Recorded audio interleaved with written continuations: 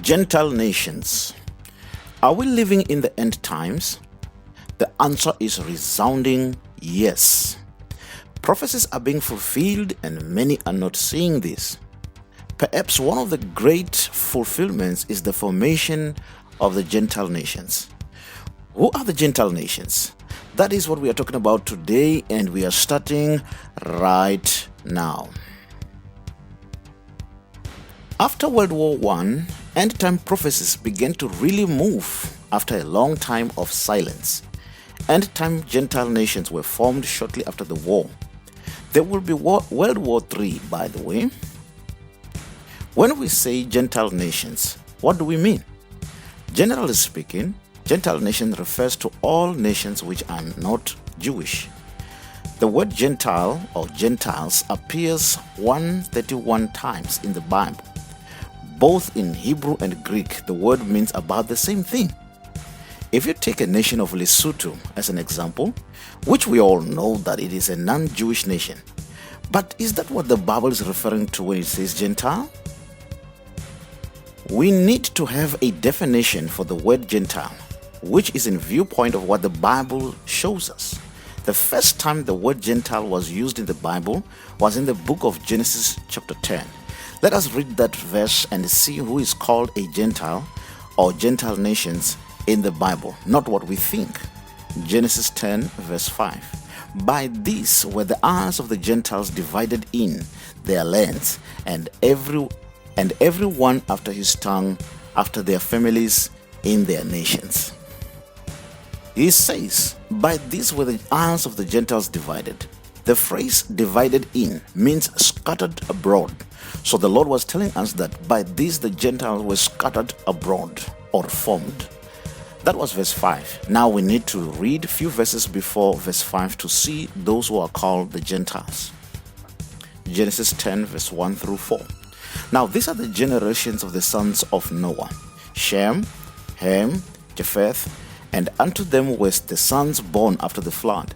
The sons of Japheth: Gomer, Magog, Medai, Yavan, Tubal, Meshech, and Tyrus. And the sons of Gomer: Ashkenaz, Repheth, Togarmah. And the sons of Yavan: Elishah, Tashish, Kittim, Dodanim. From this the Gentile nations were formed. Let us zoom into these names and see who they might be today, because this will help us understand which nations are called Gentiles in the Bible. Let us see the sons of Japheth. Ezekiel 38 verse 1 through 2. And the word of the Lord came unto me, saying, Son of man, set thy face against Gog of the land of Magog, the chief prince of Meshech and Tubal, and prophesy against him. We see that the sons of Japheth later became towns, and all these towns will be under a man called Gog. Let us see the sons of Japheth in a map. According to this map, 6 of Japheth's sons went and settled in an area called Turkey today, and only Medai went further east in the area called Iran. Now this is very, very prophetic. This also agrees with the book of Jubilees. You say, the book of Jubilees, what in the world is that? Aren't we supposed to be reading the Bible? Yes, of course, we are supposed to be reading the Bible, but we read the book of Jubilees as a historical text. So let us read the book of Jubilee, chapter 10, verse 35 through 36. It says, And Japheth and sons went towards the sea and dwelt in the land of their portion. And Medai saw the land of the sea, and it did not please him. And he begged a portion from Elam and Ashur and Apakshad, his wife's brother, and he dwelt in the land of Media, near to his brother's wife until this day. And he called his dwelling place the dwelling place of his sons, Media, after the name of their father Medai. Just in case you doubt the book of Jubilees on this information, let us study the word Medai. This word comes from the Hebrew word Medai, and it means Medes or Media. It is a country of Central Asia. So you can see that the Medes or Media came from this very word Medai. Along with Shem's son, Elam, Medai is the forefather of modern-day Iranian. Josephus says that the descendants of Medai were called Medes by the Greeks. From here, we can conclude that Turkey and Iran are Gentile nations. Both countries today are Islamic nations. Remember that the sons of Gomer and Yevan have all settled in Turkey. What about Ham and his sons? Remember, Ham is the one who laughed at the nakedness of his father, and Noah cursed his son Canaan. I would like to make a little observation here. I see that Japheth had 7 sons, and these 7 sons settled in Turkey, even though Medai later moved to Iran. In the book of Revelation, we have 7 churches in Turkey still. In one of the cities where the churches were located, we are told that there was a throne of the devil. Is this something the Lord is telling us about Turkey? Please give us your comment on this question. We would like to hear from you. Let us continue in Genesis 10 verse 6 through 7. And the sons of Ham, Cush, Mizraim, Put, and Canaan. And the sons of Cush, Seba, and Havilah, and Septar, and Ramah, and Septaka, Sheba, and Dedan. Cush is the father of Sudan, Ethiopians, and Somalians. These ones went and settled in North Africa. Mizraim is the father of the Egyptians. Ham had 4 sons, and 3 of his sons settled in North Africa, while Canaan settled in Western Asia. The interesting thing about all these countries is that they are all Islamic today. Put is the father of the Libyans, still in North Africa. Let's read Ezekiel 38 verse 5 and 6 and 13. Persia, Ethiopia, Libya, with them, all of them with shield and helmet. Gomer and all his bands, the house of Togarmah of the north quarters, and all his bands, and many people with thee. Sheba and Dedan, and the merchants of Tarshish, with all the young lions thereof. Canaan is the father of Sidon and Heth, and from this came the Jebusites, the Amorites, and the Girgashites, the Hivites, the Arkites, the Sinites, the Havadites, the Zamarites, the Hamathites, and afterwards were all families of the Canaanites spread abroad. That was Genesis 10 verse 15 through 17. At this point, it is safe to conclude that Gentile nations refers to all Islamic nations which surround Israel. One thing about all Islamic nations is that they all hate Israel, and they feel Israel should not be in that beautiful land God gave them. This is the sin which attracts God's judgment. If you want to know more about God's judgment, click on the banner when it appears, and the name of the video is Judgment in Bozrah. With this understanding of Gentile nations, we can read Revelation 11 even better. Let's read it. Revelation 11 verse 2. But the court which is without the temple leave out, and measure it not, for it is given unto the Gentiles, and the holy city shall they tread underfoot 42 months. That means 3 years and a half. Now this is serious. He says the outer court is given to the Gentiles. We will see soldiers patrolling the streets of Jerusalem very, very soon. Egypt and other nations are called Gentiles in the Bible, in the book of Jeremiah 46 verse 1 through 2 and 9.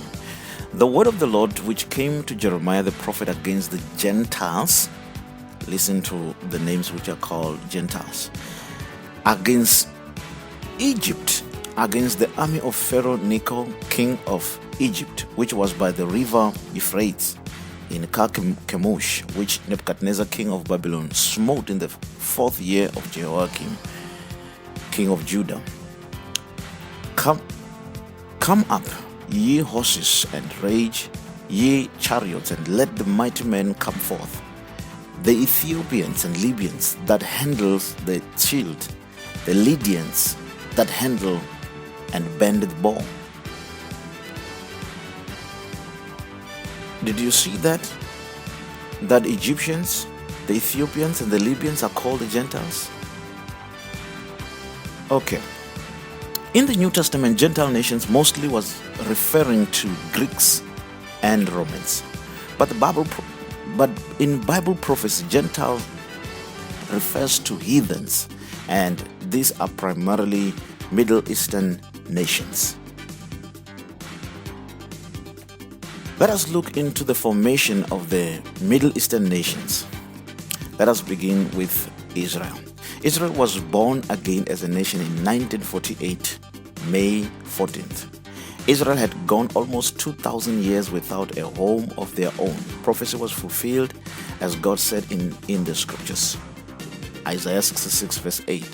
Who hath heard such a thing? Shall the earth be made to bring forth in one day? Or shall a nation be born once? For as soon as Zion travailed, she brought forth her children. Turkey became independent in 1923, October 29th. The Islamic Republic of Iran became the Iran we know in 1979, February 11. Jordan became independent in 1946, March 22nd. Palestine became independent in 1988, November 15th. Saudi Arabia became independent in 1932, September 23rd. Iraq gained independence in 1932, October 3rd. Syria gained independence in 1946, April 17th. Egypt gained independence in 1922, February 22nd. Ethiopia gained independence in 1946, May 5th. Somalia gained independence in 1960, July 1st. Lebanon gained independence in 1943, November 22nd. Afghanistan gained independence in 1919, August 19th. As you can see, in the past 100 years, these Gentile nations were formed and reorganized. You can see that after World War I, so much happened in the Middle East. I believe this is because we are in the last century.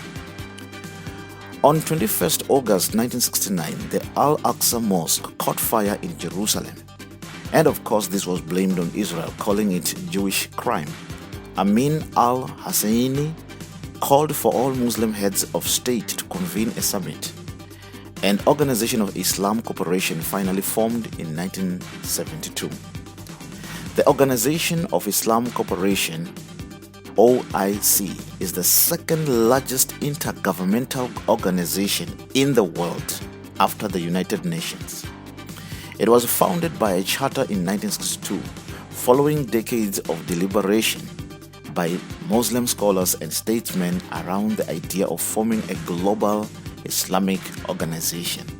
Today, the OIC comprises of 57 member states whose population amounts to near 2 billion people combined. Sometimes people despise Muslims. They are a force and they are growing. They are coming to Bible prophecy very, very strong. 2 billion, think about that. So who are the Gentile nations today? Who are the Gentile nations? This is the main question in the video. The Gentile nations are all Islamic nations that surround Israel. Until next time, this is Bishop Judah, dissolving doubts and explaining of hard sentences through the Word of God. God bless you.